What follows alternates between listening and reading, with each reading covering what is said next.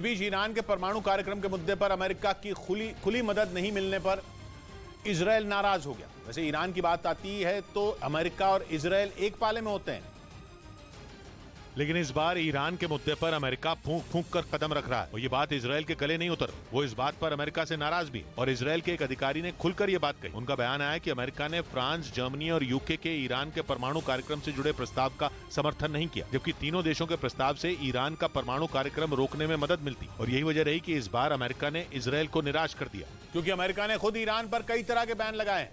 वो उसके परमाणु कार्यक्रम का खुलकर विरोध भी करता रहा है। हालांकि इस मामले में अमेरिका का अपना अलग तर्क है और ईरान में अमेरिकी राजदूत उसे एक मौका देने के मूड में दिखे, क्योंकि उनका बयान आया कि बाइडेन प्रशासन देखना चाहता है कि ईरान अमेरिका को अपने परमाणु हथियारों का मुआयना करने देता है या नहीं। यानी अमेरिका ईरान को एक चांस देना चाहता है। और यही बात इजरायल के गले नहीं उतरी, क्योंकि ईरान उसका और अमेरिका दोनों का दुश्मन रहा है। पिछले ही महीने इजरायल ने ईरान पर साइबर अटैक का आरोप लगाया था और दावा किया कि उसकी एक बड़ी यूनिवर्सिटी पर साइबर अटैक किया गया, जिसके पीछे ईरान की खुफिया एजेंसी का हाथ है। और अगले ही महीने उसके दोस्त अमेरिका से उसे झटका लग गया। इधर कारोबारी हफ्ते के आखिरी दिन शेयर बाजार में भारी गिरावट देखी गई। निफ्टी और सेंसेक्स दोनों ही लाल निशान पर बंद हुए। और कारोबारी हफ्ते के आखिरी दिन सेंसेक्स 671 अंकों की गिरावट के साथ 59,135 पर बंद हुआ, जबकि निफ्टी 176 अंक लुढ़ककर 17,412 पर बंद हुआ।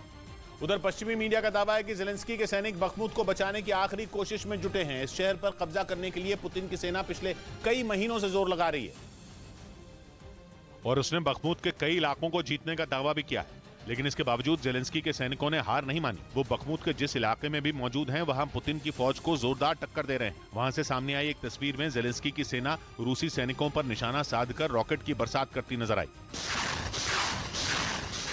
इसी तरह कई दूसरे इलाकों में भी यूक्रेन की फौज अपने शहर को बचाने में जुटी है, जिसके लिए वहां पिछले कई महीनों से भीषण जंग छिड़ी है। इस दौरान बाजी कभी रूसी सेना के हाथ लगती है तो कभी यूक्रेन के।